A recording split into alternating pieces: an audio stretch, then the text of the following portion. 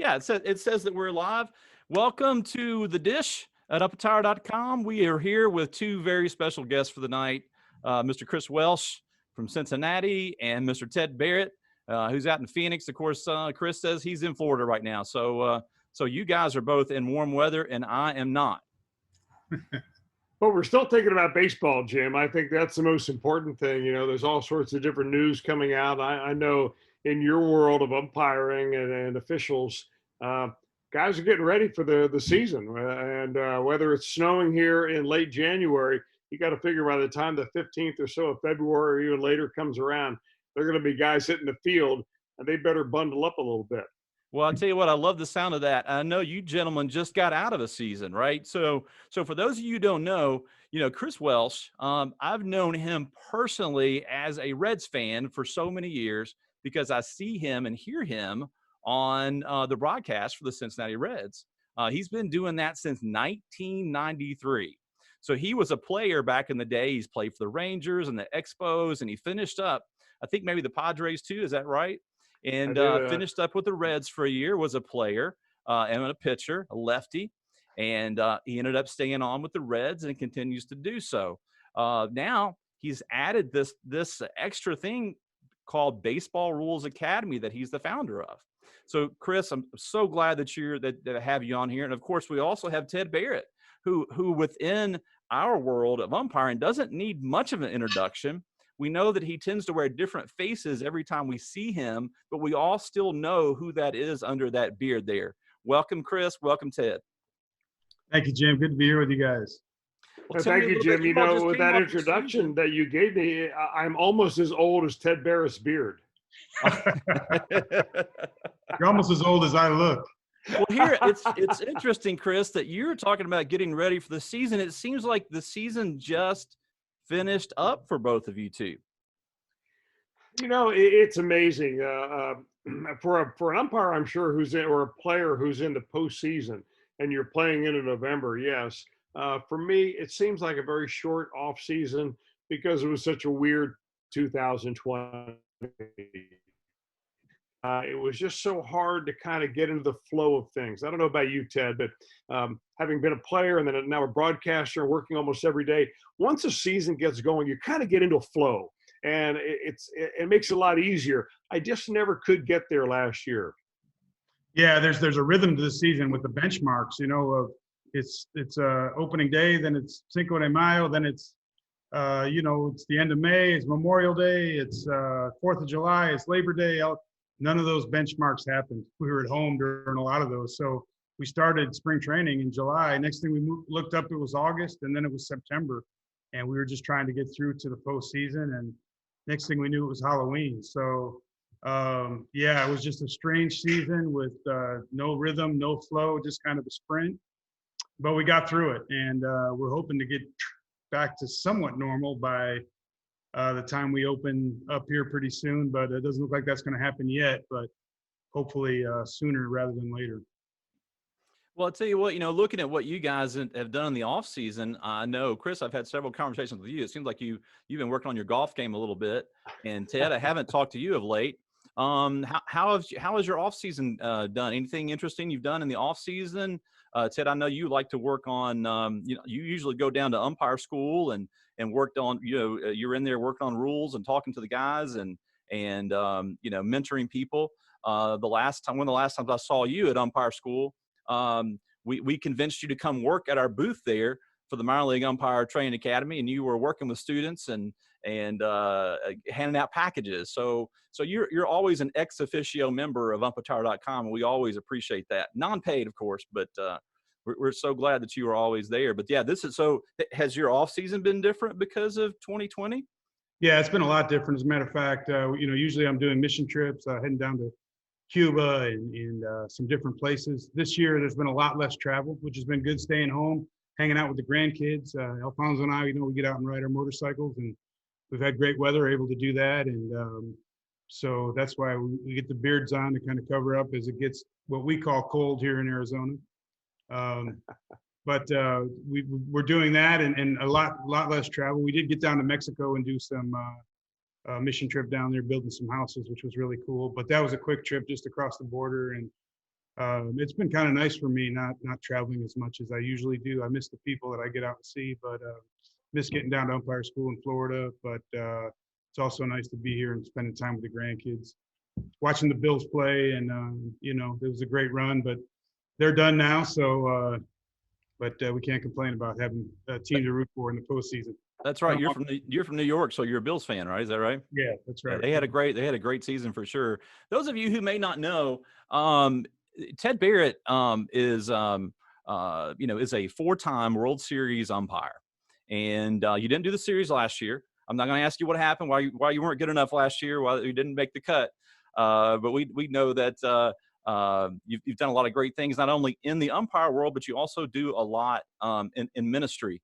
You have the only doctorate in theology that I know of a major league umpire, and I know that ministry is really important to you and minister others. You want to mention real quick what Calling for Christ is and what you do there? Yeah, that's a ministry we have for professional umpires, run by professional umpires, and we actually did have our retreat this year out in Sherman, Texas, and we thought about it, we prayed about it. Should we do this amid all the COVID and everything? And so we just opened it up. We encouraged guys to stay home if they didn't feel good about it, and we distanced, we masked, we did everything we could to prevent, and we had a pretty good turnout. And we had a great weekend. Thank God nobody got sick out of it. And so it went on. This was our 18th year in a row. So we're glad we did that. Actually, you talk about the World Series. I did actually go this year. I was one of the 4 guys. We were the backups. In case someone tested positive, they were going to pull the whole crew off the field. We were going to go out there and work. And so that was the protocol. There was a set of 4 umpires in place, and I don't think that was widely mentioned. 4 were ready to jump in on notice, and you were one of those umpires. Yeah, but it was kind of strange because in order to stay safe, we had to stay separated from the rest of the crew. Because if they got it, we'd get it, or vice versa. So the 4 of us just kind of congregated and hung out together. And then when the crew left for the ballpark to get ready and work the game, we actually stayed in the bubble at the hotel and just kind of waited it out there and spent time together. So again, like Chris said earlier, just a very strange, right. But it was cool. I do remember that because I had you saw that I had Cubby on. Cubby, I had the privilege of interviewing him in October. Yeah. And I started getting texts from you and Jim Reynolds and some others about questions to ask Cubby. And some of them weren't the nicest, kindest questions. But I asked a few of them. But I was kind of wondering, why are you all together? Like, you're not in the World Series. Are you all just hanging out? You went over to Jim's house, or he went over to your? I wasn't exactly sure. So now I know the rest of the story. Yeah, that's right. We were there in the bubble sending you questions. Very interesting. Well, you know what? Some of you, Ted, thinking of the bubble, if I can ask you a quick question. Yeah. I'm wondering what you thought of the postseason and then the World Series being in one spot. I mean, from an umpire standpoint, it means you didn't have to go back and forth from city to city with a couple of off days and so on. It must have been kind of nice, at least for those guys that worked it, and you as a backup, to kind of stay in one spot. Yeah, absolutely. And, the ALCS and NLCS as well. I was down in San Diego with the ALCS crew. And I tell you what, especially as I get older, those 7-game series that go on into the 6th and 7th game, you work game 1 and 2, and then you travel. And, and I've done the LA, Chicago, and the spread out ones. And then, you come back 3, 4, 5 in that city without a day off. Like, if you remember, we used to have days off years ago in the middle of that second city. Now that's no more. And then to travel back for game 6 and 7, I mean, it wears your body down. And this was able to stay fresh without the travel, without moving around. We also, something different, we had a 7th guy. Usually, the replay guy will do game 1 and 2 and then come into the next city and someone will switch with him. Well, we actually had the guys in replay, and during the LCS and World Series, the 7th guy was there. So he was actually at the park for a backup. So, you'd work first base, you had that day off, sitting as a backup, and then work the plate the next day. So it was a lot less wear and tear on the body, which again, didn't bother me near as much 15 years ago as it does now. Yeah, it was nice. And I hope we maybe carry some of that going forward as far as the 7th guy. you always root for the San Francisco, Oakland type World Series or the Anaheim, LA, because take the travel out of the equation, it just makes it a lot more, makes it a little easier on the body. Yeah, some of you who are watching this call may be wondering why is Chris Welsh, sportscaster, on the same call with Ted Barrett, MLB umpire? So we got to know the connection here. How did you meet? I'd like to know more. Chris, I'd like to hear the story. Well, I'm trying to think when you brought that up earlier, Jim, the exact time that Ted and I met for the first time. And I really can't pinpoint it, but I've always admired Ted as an umpire. I've been in the TV booth as a broadcaster now for 29 years. So it spanned a lot of Ted's career there. And although he didn't umpire any games that I played, he looks like he's old enough to probably have been able to do that. But, what we were trying to do with our Reds pre and post game show was to come up with, we have a little pregame show called The Mechanics of the Game. And traditionally what I would do is I would ask players, infielders, how do you field a ground ball? How do you do a backhand? How do you turn a double play? Ask hitters, how do you grip the bat? Where do you stand?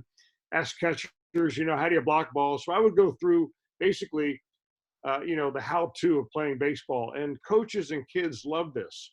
And then I got an idea years ago that I said, I think there are a lot of people out there that don't understand some of the more trickier rules of the game. And everybody thinks that they're an expert in baseball rules, who's been around the game, they watch it a little bit, and they think that they're an expert. And so we decided to put on a series, and I asked Ted if he was available in spring training to come out to the Reds spring training complex and help me tape a few of these segments. And they were so popular that I would ask him the next year and then the next year. And then actually one season, we do one of these every day before a game. We dedicated the entire month of June to Rules Month. And Ted was a star at each one of these. And I think what made it really great for us from a television production standpoint is that we would take the common plays, like, for instance, fair foul ball, going over the bag at base or at first base, or check swing. And one of our video guys in our truck would have that ready to go. So if we had a check swing and the umpire points down at third base and he wants to get a second opinion down there, well, we could roll this video of Ted saying, okay, here's what the umpire's looking for right here. That's great. And people, they made us look like a big time network. Right. And a little preparation helps do that. But he was wonderful in that, and everybody wanted to know more and more about Ted Barrett. We got to be friends a little bit, and I would go down and visit the umpires in the umpire room.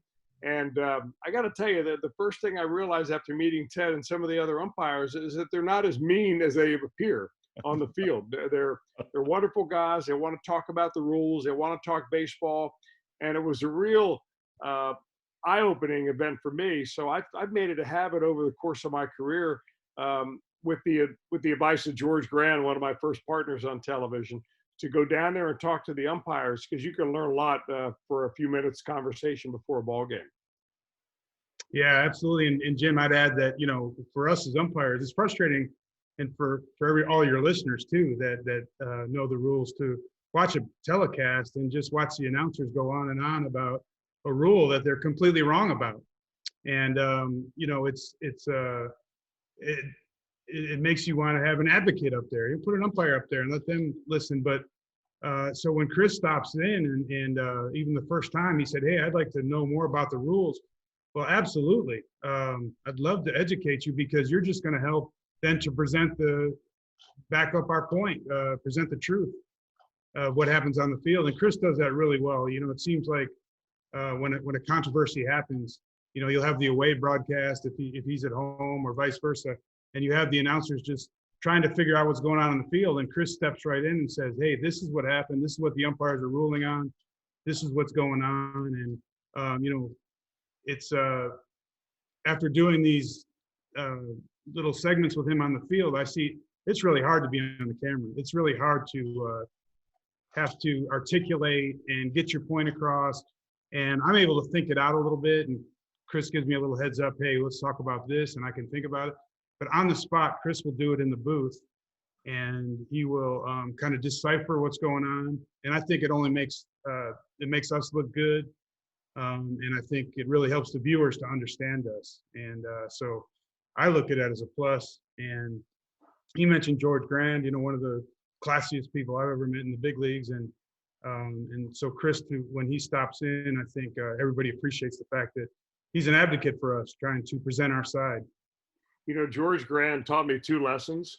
One lesson was to go into the umpire room and talk to those guys, because there might be a point at which during the season there'd be a controversial play and the umpires aren't talking to anybody. But if they know you, they'll talk to you because you've built up a rapport. And I think the other thing that George taught me was to do the same thing with young players coming up out of the minor leagues. I remember that George Grand made friends with Barry Bonds when he was at Arizona State, played in the College World Series. And then when he came up, of course, with the Pirates and so on, it was kind of he was always a son of Bobby, but he was just kind of coming up into his own.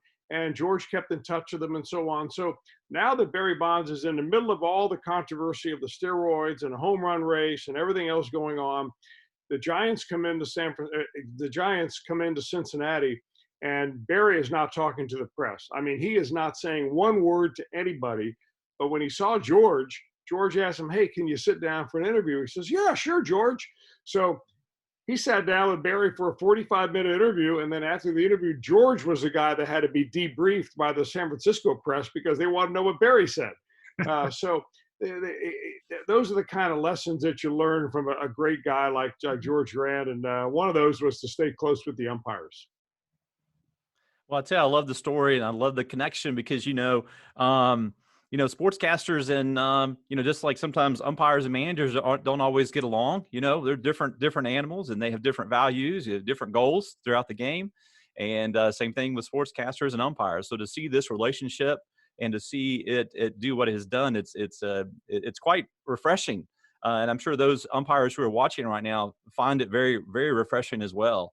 And so kudos to you, and especially Chris, of what you've done with making sure to get those mechanics known and spending that time on the broadcast to make that. But it sounds like that original get together and let's do a mechanics routine before the game has developed into something else, something that you now call Baseball Rules Academy. And before I let you speak a lot on that, what I really want you to speak of is what you've just said there of how broadcasters and what your original intent was, where the broadcasters could be able to quickly look up rules. So Phil, tell me how all that evolved into Baseball Rules Academy. I probably should ask every one of your viewers, umpires out there and non-umpires, remember the first time you picked up a rule book and tried to read it? I mean, it might as well for me have been in Mandarin because I didn't understand anything of it. But I thought as a baseball player, I played the big leagues for 5 years, played 10 years overall pro ball, played college and so on. And I umpired a little bit along the way as a high school kid.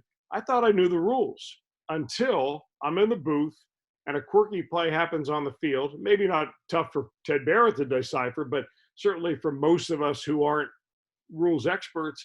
And I tried to come back after a 90-second break and explain the rule to my viewers.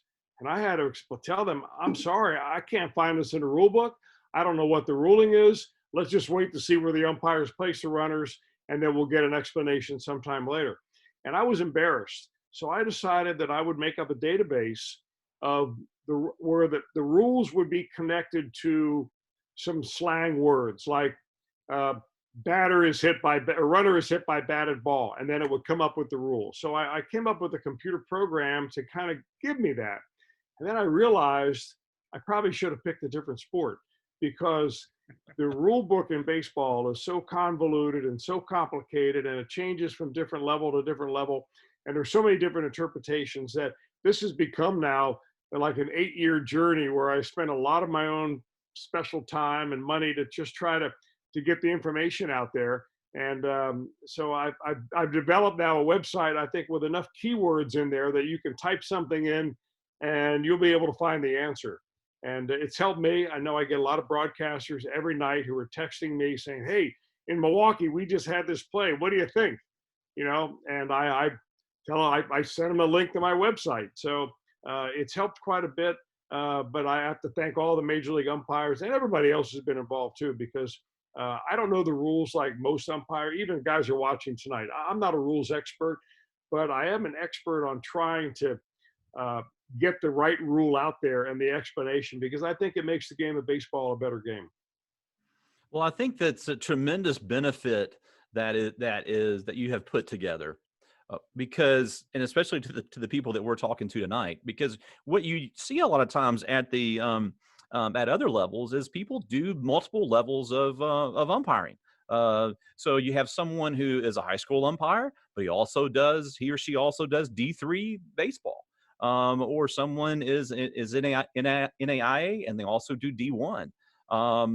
And so, or you have some people who maybe come out of the minors and now they're now doing college ball. Some will work high school and then work travel ball. Some will do Cal Ripken, some will do Babe Ruth. And so what you're telling me is that if I enter a rule in, I get an answer for each level.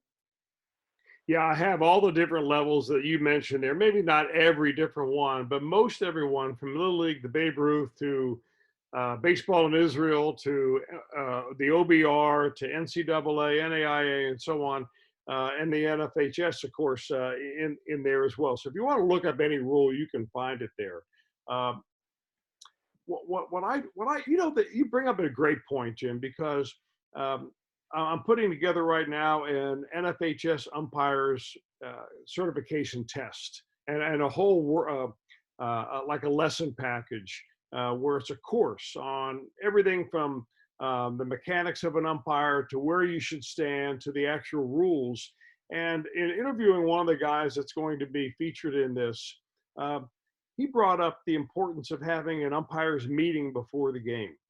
And just to remind the guys that are on your crew, hey, tonight, remember, these are high school rules, guys. This is NFHS. So if we have a balk, it's a dead ball immediately. Mm-hmm. It's a different interference and it's a different obstruction than it is in the OBR. So on Saturday, they might be umpiring summer league, and on Wednesday, they might be umpiring in high school. So I always thought that the pregame meetings were for baseball players, and scouting reports. But I mean, Ted, you guys meet and talk about the game of baseball and the game coming up, I guess, on a nightly basis.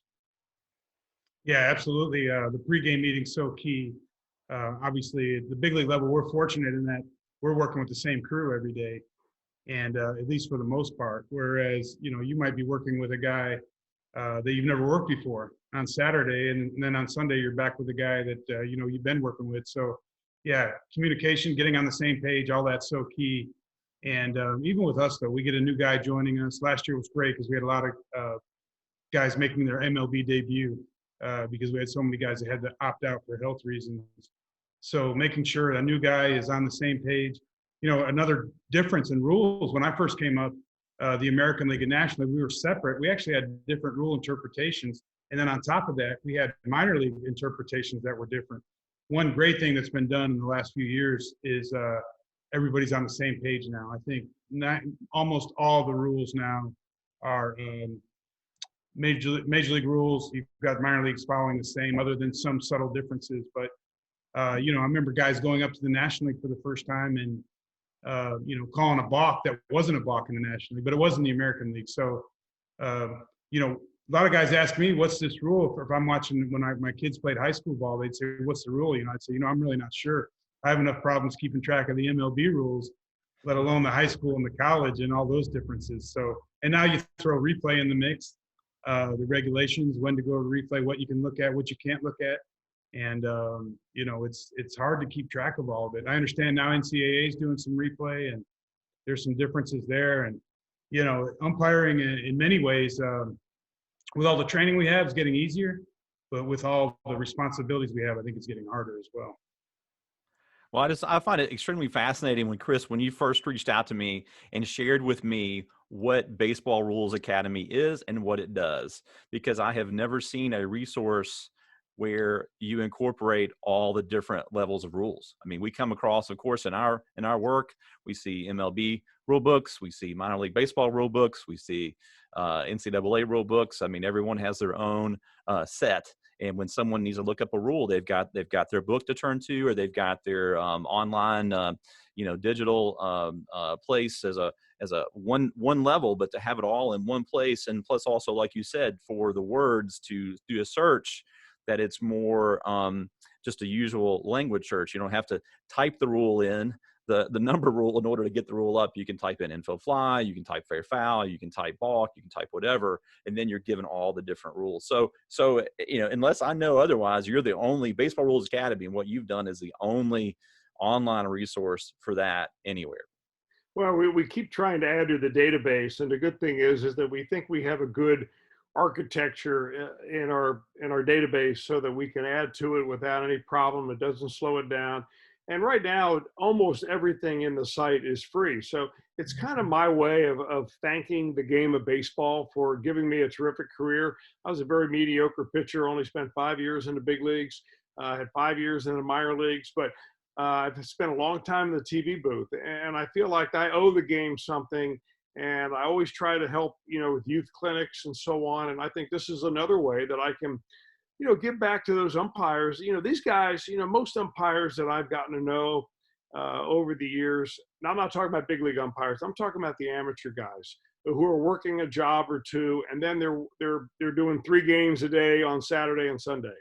And they're dead dog tired when Monday comes around, but they need the money and they love the game. And I think it's kind of a way to give back too. It's been a struggle overall. It's cost a lot of money, and it's taken a lot of time. But I feel some satisfaction that now we have the website working, pretty good, to the point where you can type in some keywords and you're going to get something. And I've got to thank everybody. Can't give everybody's name who has been helping me, but I've got a number of people who write and help with videos. We've got a number of major league umpires that have helped out. Ted, most of all. We have a rules expert named Rich Marazzi, who writes for Collegiate Baseball Magazine, has been in Baseball Digest for years and years. He's been very generous with his work with me. Rick Roeder, who is a well-known rules expert, has been very, very good. A number of others up and down different levels at high school and college too. So this isn't me writing the rules. In fact, I don't pen really any of the articles or the blogs, or I'm in the videos, but I'm only leading the umpires along. I don't consider myself a rules expert, but I sure do like to get the rule right. And I didn't know the rules. I still don't know the rules. It's always a work in progress, but I respect those guys that want to get it right. And I think that's why, as a broadcaster, I may be a little bit on the outlier, where I give the umpires maybe a little more leeway, because I know how difficult it must be down there on the field in front of a big crowd on TV to get a very tough call right, and then only to find out that maybe you got it wrong. And now everybody's looking at you. It's like you just gave up the 3-run home run to lose the game. And I've been there, but I haven't been there to make the bad call. So I give these guys some credit, because I know how tough it must be to stand, 3.5 hours, 4 hours, 5 hours. And Ted, before we get away, you've got to tell the story about that 18-inning game that you umpired in a World Series. You got to tell us a little bit about that. But I've got a lot of respect for the umpires. It's just my way of giving back a little bit, Jim. Yeah, that's fantastic. Are you want to do a little test drive for people tonight, or you want? I can. If I can figure I know out. Ted said that he's going to have to go soon. We don't want to keep him on too long. If you want to do that, maybe we could after we finish our. I don't know how long is it going to take, Ted, for you to tell us the story of how long? I believe it was the longest. What do I have here? Game 3 of the 2018 World Series. The game was 7 hours and 20 minutes. I guess the summary of that is going to be at least an hour and 15 minutes, right? Right? I can make that quick before I get off.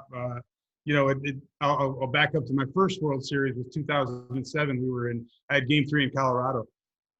Went 4 hours and 19 minutes with the Red Sox. Dice K was pitching, and he was kind of a human rain delay, as you remember. But so I have the record for the longest 9-inning game in World Series history, hoping that will never be broken. Bill Miller actually, with Houston and LA, would have broken that, but they tied it up and went extra innings. So I thought, well, at least I'm in the record books. And then 2018 rolls along. And, it's one of those things, as the umpires know, if you're driving to the ballpark and you would have said, hey, you're going to have to work 7 hours and 19 minutes, whatever it was, I'd say you're crazy. I could never do that. But, 9 innings go by. And, of course, the adrenaline's, full blast because it's the most important game that you've worked and just locked in and concentrating. And, it could end any minute with the swing of one bat. And it did, but not until the 18th inning. So quick story, I went down in the 14th inning and had to relieve myself. Been drinking a lot of water and Gatorade as I go, trying to stay hydrated. So I went down to the Dodger dugout and I told the guys to get out of the way. And luckily in the postseason, you've got 3 minutes between innings. And so there was a lot of banter going back and forth with the Dodger players down in the dugout as I'm standing there handling my business. It was very awkward having these conversations in the bathroom, but I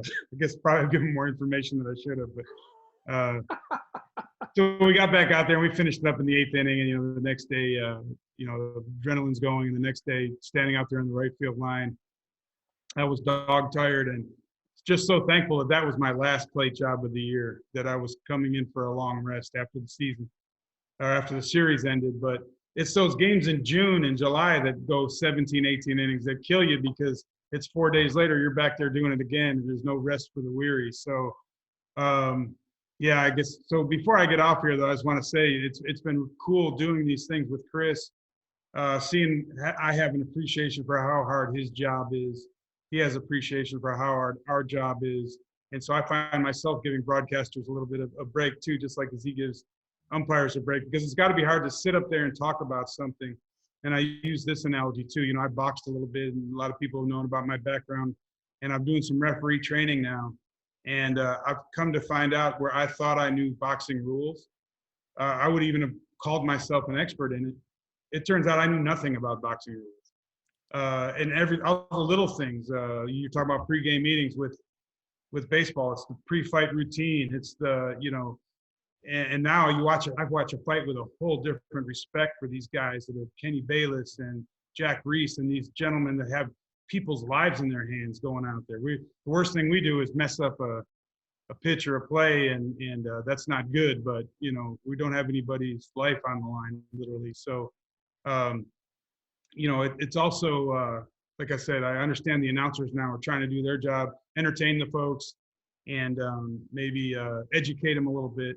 And Chris does that really well. So, man, I'm just happy to be associated with Chris. I know you mentioned it, but he gives a lot of time, energy, effort, money, and my name's associated, but he does all the work. So I'm happy to be associated with him on that, and I think he's going to leave his legacy years from now. We'll be talking about Chris, the rules guy, which is kind of cool. And he's humble enough to know what he doesn't know. So he'll send me some texts and emails during the season once in a while, and hey, what happened here? What's your interpretation of this? And it's also for me, I've got to stay sharp. We can get complacent in the big leagues, especially on the rules.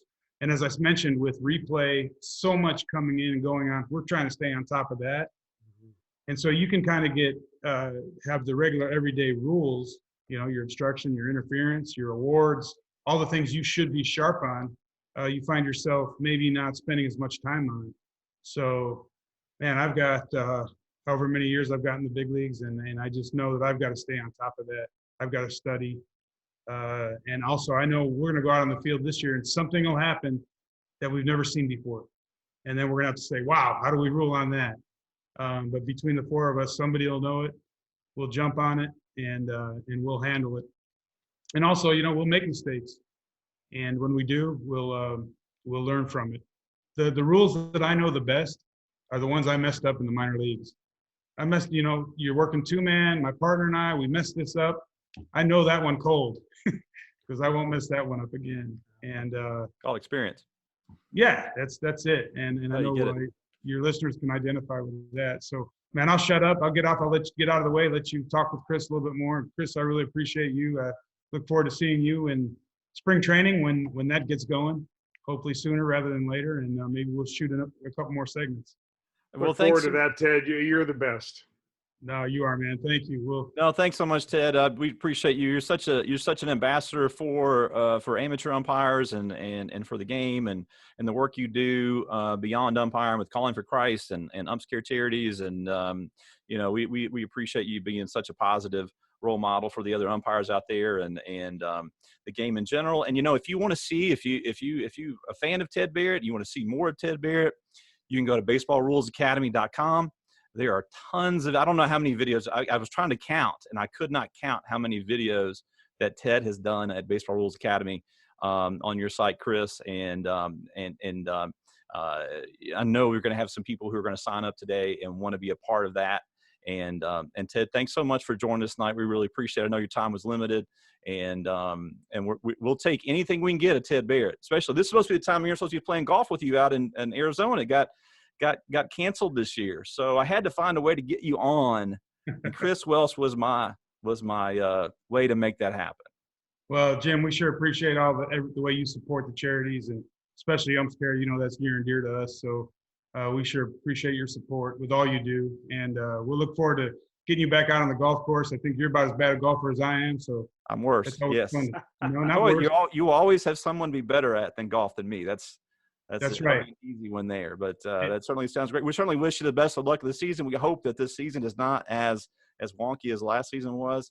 I do hear that you're starting on time. I hear spring training is scheduled, and I hope that continues to be the case. And we're all looking forward to get back out on the baseball field on time in 2021. All right. Yeah. Thank you, Jim. You guys take care, and we'll see you soon, Chris. All right, Ted signing off. Everyone else stick on. Chris is going to give us a great rundown, going to give us a little test drive of Baseball Rules Academy. I can turn the screen over to you, Chris, and you could give us a great tour. I think people are going to be, who haven't seen it, are going to be extremely impressed with this. I'll give you a quick rundown, and I'm let's see. It says the host is disabled the participant screen sharing. So it's up to you now, Jim. Oh, geez. Yeah, I need your permission. I'm still learning on this here. So let me see if I can just change you to the host, and then you can kick me off here and just take it from here if you want. So it seems. So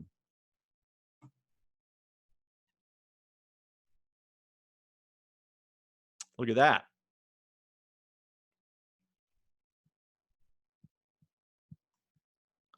Hold on here.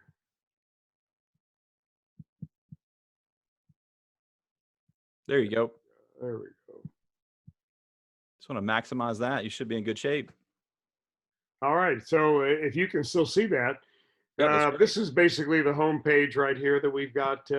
And it's going to be basically there's two levels of membership.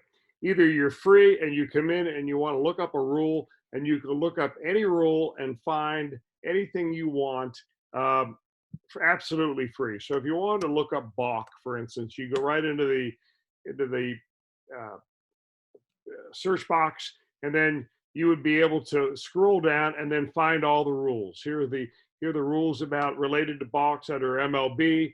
These come from the MLB Umpire Manual. These are the NFHS rules. Then the NCAA rules, the Little League rules, the Israeli Association of Baseball, USSSA, and so on. So if you want to look up a rule and all you need is the text of that rule, that will always be free on Baseball Rules Academy. So that's one thing that we wanted to make sure we did. If you wanted to become a member, then you get some more of the proprietary stuff that's out there. And it's pretty much easy to take a look at. But we could do the same type of thing. And first we'll look through some of the videos that we have. And see if I can get this thing to work. And here are the basically, this is kind of a rundown. We have them under different categories, but these are a lot of the videos that we have. Some plays are very short, but they're all with a quick little title. A lot of them feature Ted Barrett, as you say. Here's an example of one that I think is kind of interesting.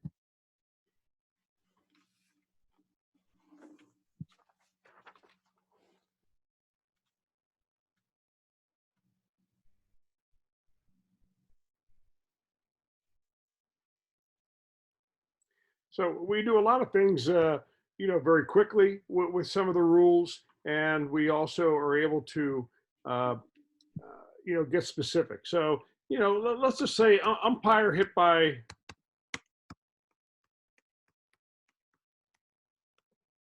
you're sitting at home and you're wondering, okay, what happens if, I was at my kid's game and an umpire got hit by a ball, what happens?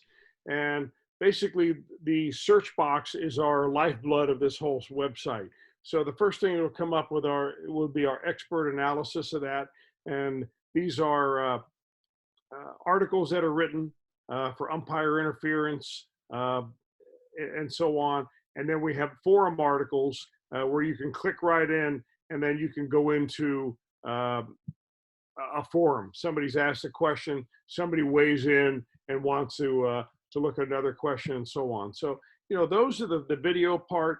The expert analysis is in. We've got a forum. But I think the one thing that we're working on right now, which is probably for me, Jim, the most exciting thing, is the Academy. And we're going to have a number of different courses up there. We've already got some free courses that you can look at. We have put together interactive courses where you can take a quiz, high school rules test, professional rules test, and so on. So it's kind of fun. I don't know about you, but I love interactive tests. You're always trying to judge yourself. You're always trying to get a feel of how much you know, and so on. And I think this is the direction in which our website is going the most. We will soon have up an NFHS, quote unquote certification test. It'll feature a number of different umpires, a number of different rules experts, all lecturing on different specific rules, and you'll be able to find them. We've got some fun things up there. We did a series over the COVID months when baseball was shut down completely, called the Broadcasters Rules Challenge, where I would get two broadcasters, one from two different teams, a major league umpire, and me, and we would play a Jeopardy type game about the rules. And we have about 4 or 5 of those up there. And of course, when you come onto the main page, there's always some things that you could look at and be interested by. So, I kind of like the way that the website looks. It's not completely finished. It never will be completely finished. We're adding to it all the time.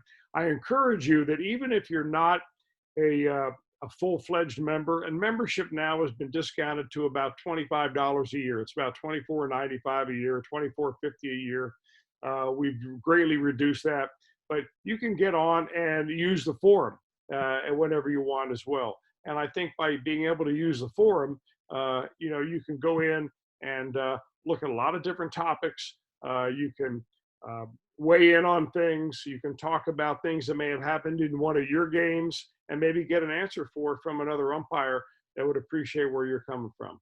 So the membership is very easy. If you want to get on and use the site, you can do it. You don't even have to become a member. If you want to be able to get 5 or 6 free articles before you're signed off, then you can do that. And if you want to pay $24.50 a year, you get access to everything.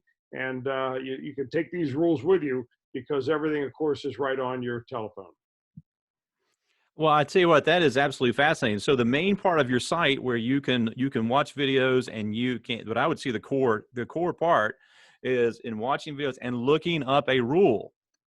You get free access to that. Yeah, or looking up a situation. Right. And this is where, you can type in batter interference in Google and come up with a lot of different stuff, but these will take you right to the rules that you want. That's a good point. That's a better way of explaining it there. That this box right here is the Baseball Rules Academy Google box. So you type a rule in there,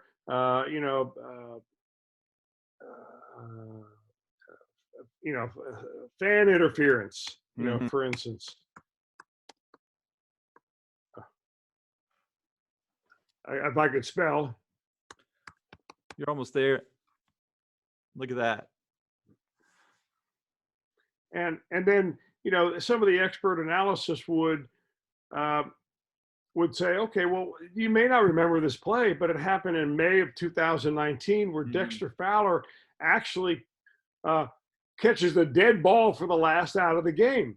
So, whether you're interested in that kind of thing or not, you can read through this, you can click on this, and you get the video to come up and play. Right. And it explains the rule. And it also explains it in an anecdote form. For me, it's a lot easier to remember stories than it is to remember text of rules. Right. So these are the kind of things Well, that I think make this site very interesting.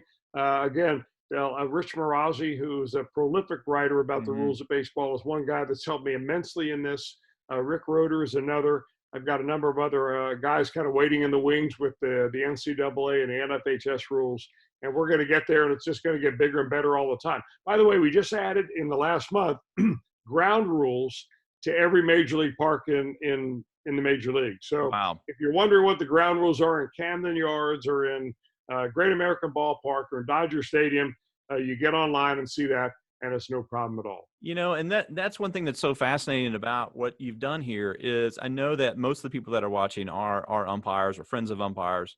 And what I like about this is it's such a resource for everyone, you know, fans, other broadcasters.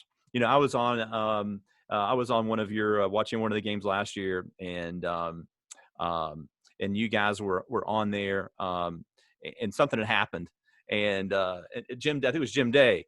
Jim Day, that's who you work with right these days, and he'd referenced it. I just looked this up on Baseball Rules Academy. So you know, this is not just an umpire site; it's also for fans. And you know, as a I would think as a fan, I think it would be highly interested, especially if you're a fan of the Reds or a fan of the Orioles or a fan of anybody. You'd love to know what the ground rules are for your home stadium.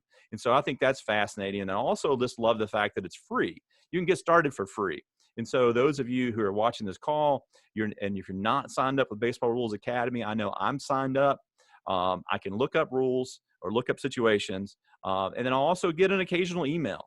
You don't send out a lot of emails. You don't annoy anyone with that. I know I get just the right amount of emails by signing up for Baseball Rules Academy. I encourage you to sign up. I encourage those of you who are listening to also, you're probably watching on Facebook. So jump over to Baseball Rules Academy and follow them on Facebook. Like Chris said, you know, they had some really great trivia nights where, if I remember correctly, it was Ted Barrett versus, I know you were on there, and it was like, who knows the rules better? And it was fascinating. And a lot of fun to watch. So like Baseball Rules Academy on Facebook, sign up, you know, on their site at baseballrulesacademy.com. We'll obviously share that link once we're done here.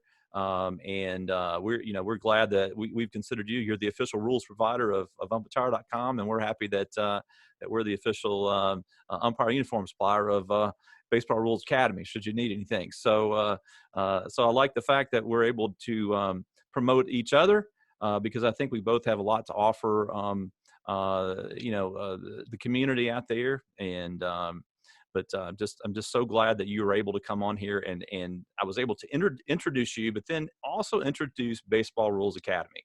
Just really neat thing what you're doing. I hope you have a lot of signups from this tonight.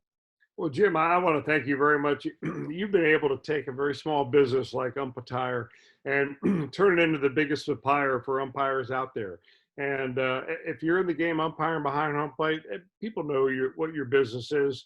And what I've been most impressed with is very transparent. I mean, you are who you are. Your people are honest. They're straightforward. They're hardworking American people that are just getting after it.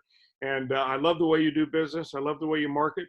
I thank you for having me on and pushing this, exposing Baseball Rules Academy a little bit. I look forward to working with you for a long time, and your business. You guys do it right, and I hope to do it right as well. I really appreciate that. You know, I'm going to be amiss though if we get off this call without asking you, you know, just a little bit. What's it like? What's a day in the life of being a sportscaster? Well, you know, it's a good life. It's really a good gig. I've got to tell you like that, because at the end of a game, if you're a manager or a coach, you know, you may have put the wrong pitcher in at the wrong time, or you may have sent the runner from third and he got thrown out the plate, and that was the deciding run of the game. At the end of the night, we close up our program and we go home. But the preparation, I think, is the biggest thing. And of course, nowadays, it's a lot easier to get information about players than ever before. When I first broke in, I was one of the only umpire. I was one of the only broadcasters out there who used to carry around a laptop. This is back in 1993. There was no Wi-Fi. I took along with me a telephone repairman's kit. So I would hotwire the telephone lines in these big stadiums like Riverfront Stadium or Three Rivers Stadium and so on. And I knew that in these booths that there were some live phone lines somewhere. And I take this repair kit and I get my computer online with the dial-up. So if I ever had to look up a rule, I could do that. I became friends with the people at Stats Inc. They helped me out on how to get some new statistics and so on. In fact, I thought I was ahead of the game way before Moneyball. We were talking about on-base percentage and things like this, before it became a movie. So I've been at it a lot. It's better and better for me all the time because it's the people that you meet in the game. I've got a great whole number of friends who are scouts, who are front office operatives, who are coaches, who are managers, and I've seen them come and go over the years. I mean, I've seen good friends of mine, go through the whole spectrum and then retire, and then somebody else comes in and takes their place. I've been lucky to last a long time in this business, and you do that, I think, by having a lot of respect for the game, respect for the people that play, and you try to guide people to do it the right way. But for me, I get to the ballpark about 3 or 4 in the afternoon. We try to get the lineup as quickly as we can so we can set the lineup in the scorebook, put whatever statistics you need next to each guy's name. I've already done a lot of pitching matchup stuff and team matchups, some team trending things that I've got on note cards already.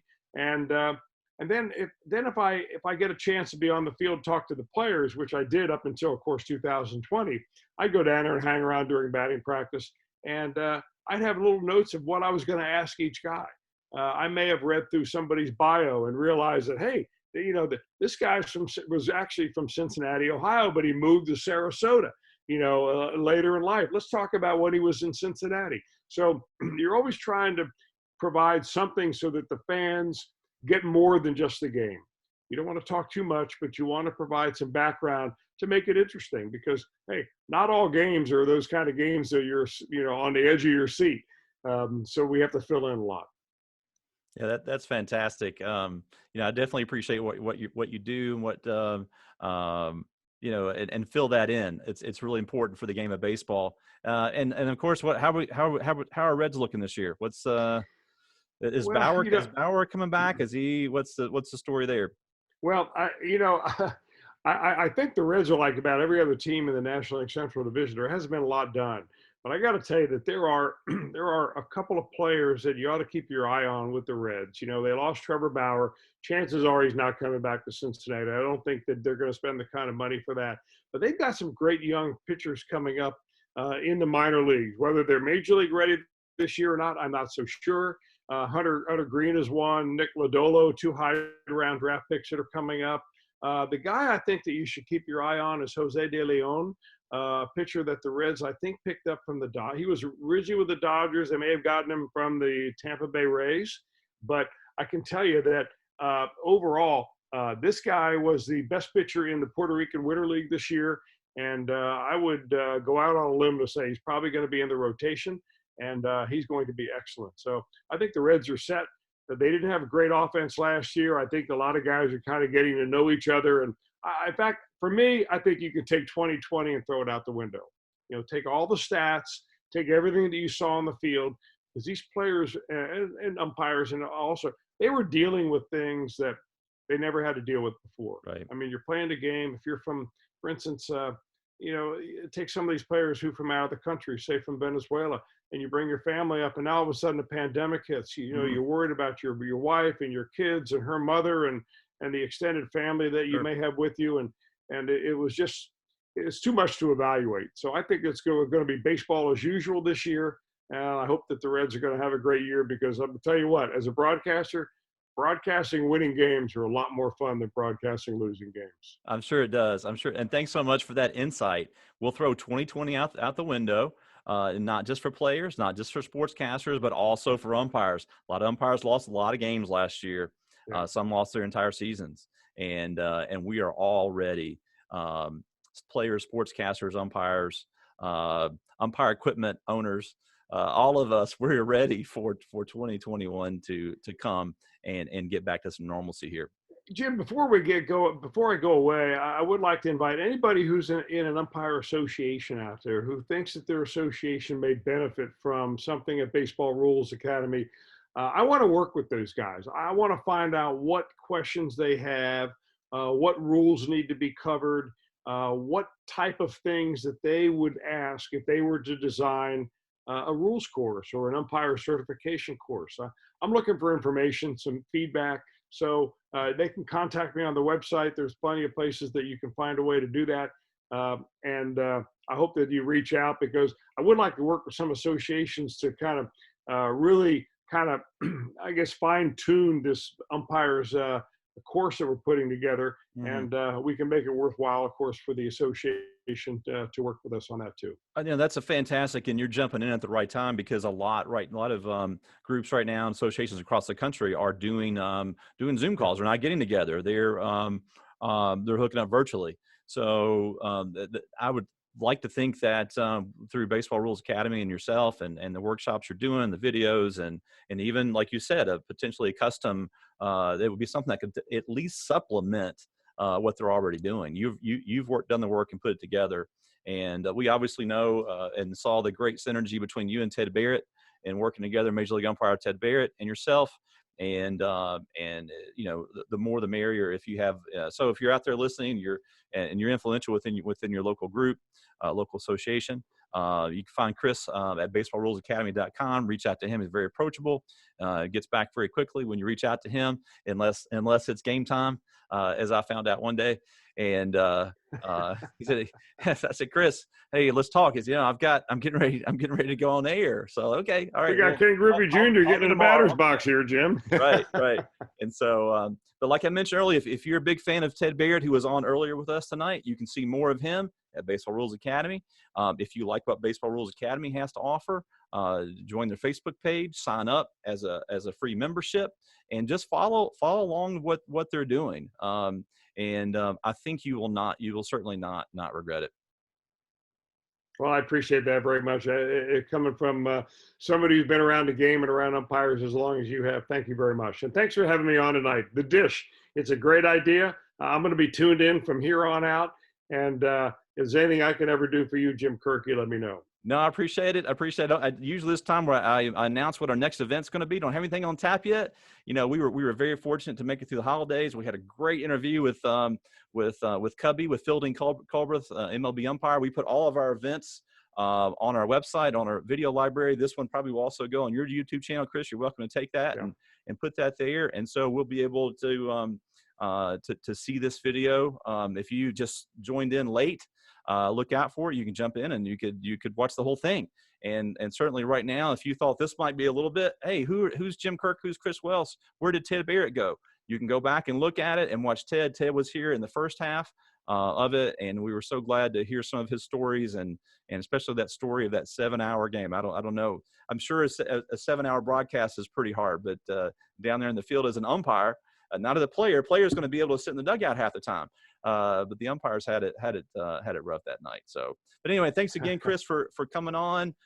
We're checking out here on the Dish. Check us out online, umpire.com, Baseball Rules Academy. We hope everyone has a great season, and we're hoping we get back to normalcy here in 2021. Thank you, Jim. Have a great one.